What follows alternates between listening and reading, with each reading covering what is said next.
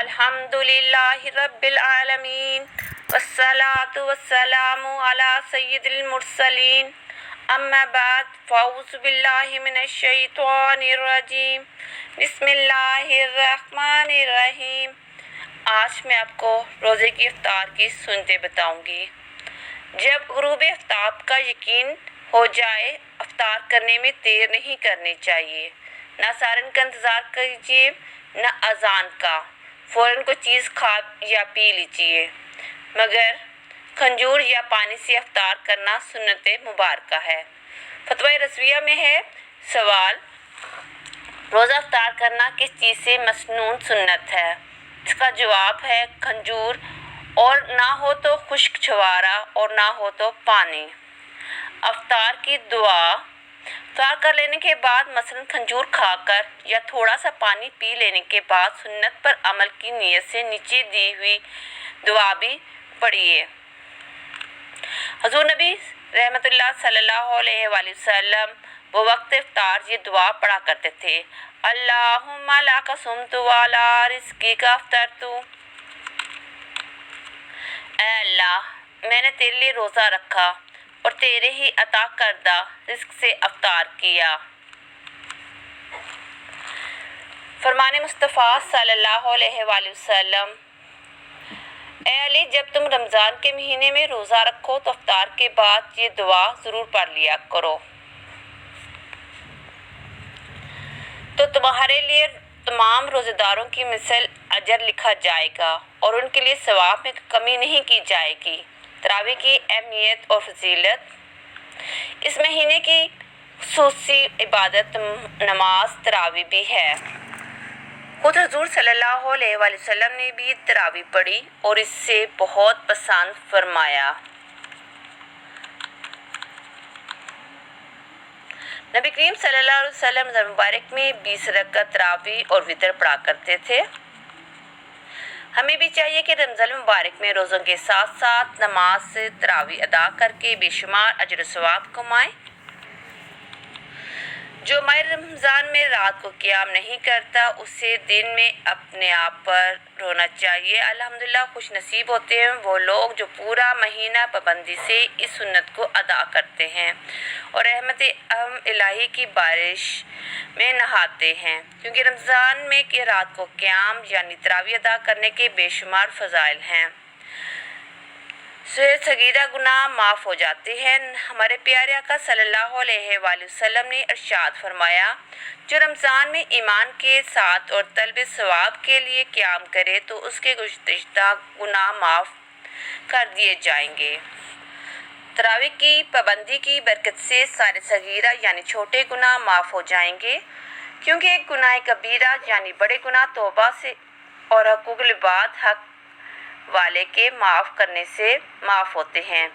اللہ کریم کے محبوب صلی اللہ علیہ وآلہ وسلم نے ارشاد فرمایا، بے شک اللہ کریم نے رمضان کے روزے تم پر فرض کیے اور میں نے تمہارے لیے رمضان کا قیام یعنی تراویح کو سنت قرار دیا ہے، لہذا جو شخص رمضان میں روزے رکھے اور ایمان کے ساتھ حصول ثواب کی نیت سے قیام کرے یعنی تراویح پڑھے تو وہ اپنے گناہوں سے ایسے نکل گیا جیسے ولادت کے دن اس کی ماں نے جنا تھا۔ ہمارے پیارے آقا صلی اللہ علیہ وآلہ وسلم رمضان مبارک کے آخری 10 دن کے اعتکاف کا بہت اہتمام فرماتے۔ چنانچہ ام المومنین حضرت عائشہ صدیقہ رضی اللہ عنہا فرماتی ہیں، نبی کریم صلی اللہ علیہ وآلہ وسلم رمضان مبارک کے آخری عشرہ یعنی آخری 10 دن کا اعتکاف فرماتے، یہاں تک کہ اللہ پاک نے آپ کو وفات طاہری عطا فرمائی۔ اعتکاف کرنے والوں کو سنت پر عمل کرنے کے ساتھ ساتھ بے شمار اجر و ثواب بھی حاصل ہوتا ہے۔ اعتکاف کی فضیلت پر 3 احادیثیں۔ نمبر 1، جس شخص نے ایمان کے ساتھ ثواب حاصل کرنے کی نیت سے اعتکاف کیا اس کے تمام پچھلے گناہ بخش دیے جائیں گے۔ نمبر 2، جس نے رمضان مبارک میں 10 دن کا اعتکاف کیا وہ ایسا ہے جیسے 2 حج اور 2 عمرے کیے۔ نمبر 3، اعتکاف کرنے والا گناہوں سے باز رہتا ہے اور نیکیوں سے اسے اس قدر ثواب ملتا ہے جیسے اس نے تمام نیکیاں کی ہیں۔ رمضان شریف کی ساری راتیں راتیں ہی بابرکت ہیں اور ہر رات رحمت الہی برستی ہے، مگر اس ماہ مقدس کے آخری عشرے کی طاق راتوں میں پوشیدہ لیلۃ القدر کی تو کیا ہی بات ہے۔ آخری عشرے کی طاق راتیں ہیں 21، 23، 25، 27 اور 29۔ یہ رات انتہائی برکت والی رات ہے۔ اس مبارک رات کو لیلۃ القدر اس لیے کہتے ہیں کہ اس میں سال بھر کے احکام نافذ کیے جاتے ہیں اور فرشتوں کو سال بھر کے کاموں اور خدمات پر مامور کیا جاتا ہے، اور یہ بھی کہا گیا ہے کہ اس رات کی دیگر راتوں پر شرافت قدر کے باعث اس کو لیلۃ القدر کہتے ہیں۔ اور یہ بھی منقول ہے کہ شب قدر میں نیک اعمال مقبول ہوتے ہیں اور بارگاہ الہی میں ان کی قدر کی جاتی ہے، اس لیے اس کو لیلۃ القدر کہتے ہیں۔ اس رات کی بے شمار فضائل و برکات ہیں۔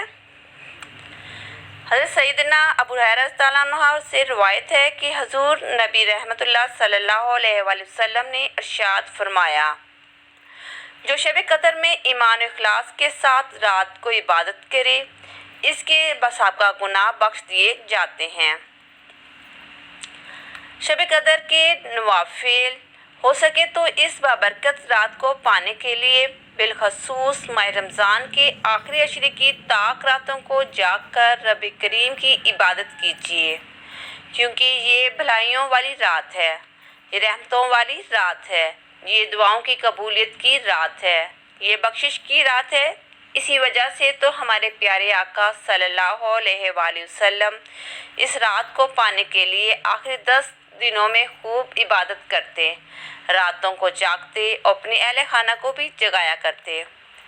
ہمارے پیارے نبی صلی اللہ علیہ وآلہ وسلم شب قدر میں نماز ادا فرماتے، قرآن کریم کی تلاوت، دعا اور ذکر و اذکار بھی فرماتے۔ مولا کائنات ام المومنین حضرت سیدنا علی مرتضیٰ شیر خدا کرم اللہ وجہ الکریم سے روایت ہے، جو شخص رمضان مبارک کی 27ویں شب 2 رکعت نماز اس طرح ادا کرے کہ اس کی ہر رکعت میں سورۃ فاتحہ کے بعد سورۃ قدر، انا انزلنا ایک بار اور سورۃ الاخلاص قل هو اللہ احد 100 دفعہ پڑھے، اور جب نماز سے فارغ ہو جائے تو پھر 100 بار درود پاک پڑھے۔ بے شک آپ سورۃ ابراہیمی بھی پڑھ سکتے ہیں یا کوئی اور درود شریف بھی پڑھ سکتے ہیں، تو اس شخص کو بے شمار اجر و ثواب حاصل ہوگا۔ جو شب قدر میں خلوص نیت سے نوافل پڑھے گا اس کے اگلے پچھلے گناہ معاف ہو جائیں گے، لہٰذا اس رات کو ہرگز غفلت میں نہیں گزارنی چاہیے، کیونکہ جو اس رات رحمت الہی سے محروم ہو گیا تو وہ بہت ہی بد نصیب ہوگا۔ چنانچہ ہمارے پیارے نبی صلی اللہ علیہ وآلہ وسلم نے فرمایا، تمہارے پاس ایک مہینہ آیا ہے جس میں ایک رات ایسی بھی ہے جو 1000 مہینوں سے افضل ہے۔ جو شخص اس رات سے محروم رہ گیا گویا تمام بھلائی سے محروم رہ گیا اور اس کی بھلائی سے محروم نہیں رہتا مگر وہ شخص جو حقیقتاً محروم ہے۔ اسی طرح اس رات دعا بھی مانگے کہ شب قدر میں ایک گھڑی ایسی بھی ہوتی ہے جس میں جو دعا مانگی جائے قبول ہوتی ہے۔ اس رات ایسی دعائیں مانگنی چاہیے کہ جو دونوں جہاں میں فائدہ مند ہو، مثلا اپنے گناہوں کی معافی اور رضا الہی کی حصول کی دعا کرے۔ اس رات میں دعا مانگنے کی ترغیب ہمارے آقا صلی اللہ علیہ وآلہ وسلم نے بھی ارشاد فرمائی ہے۔ شب قدر کی دعا میں المومنین حضرت سیدنا عائشہ صدیقہ رضی اللہ عنہ سے روایت فرماتی ہیں، میں نے آقا کریم صلی اللہ علیہ وآلہ وسلم کی بارگاہ میں عرض کی، یا رسول اللہ صلی اللہ علیہ وآلہ وسلم، اگر مجھے شب قدر کا علم ہو جائے تو کیا پڑھوں؟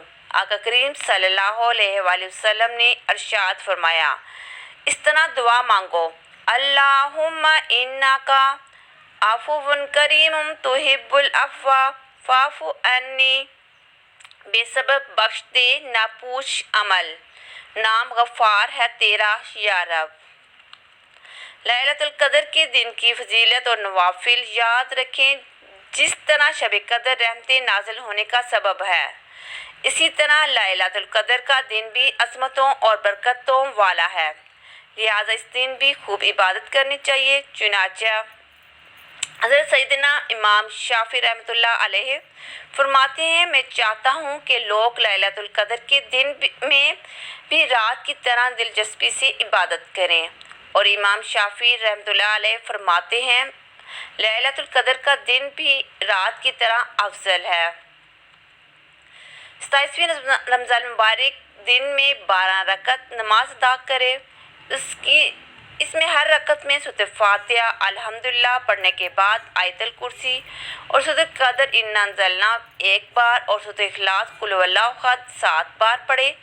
جب نماز سے فارغ ہو جائے تو 3 بار کہے لا الہ الا اللہ محمد رسول اللہ، پھر 3 بار درود پاک، درود ابراہیمی یا کوئی اور درود بھیجیے تو اللہ پاک قیامت کے دن اس سے بے حساب عذاب دور فرمائے گا اور وہ انبیاء کرام علیہ السلام کے ساتھ جنت میں داخل ہوگا۔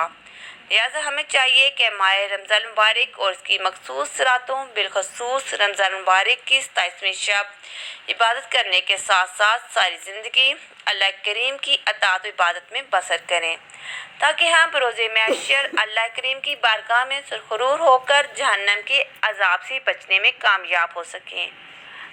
اے اللہ، ہمارے پیارے حبیب کے طفیل ہم گناہ گاروں کو لیلۃ القدر کی برکتوں سے مالا مال فرما اور زیادہ سے زیادہ اپنی عبادت کی توفیق دے۔ اگر آپ کو میری ویڈیو پسند ہے تو کائنڈلی اس کو لائک کریں اور میرے یوٹیوب چینل سمینار بن کو سبسکرائب کریں۔ اپنی دعاؤں میں یاد رکھیں۔ ملیں گے نیکسٹ ویڈیو میں۔ اللہ حافظ۔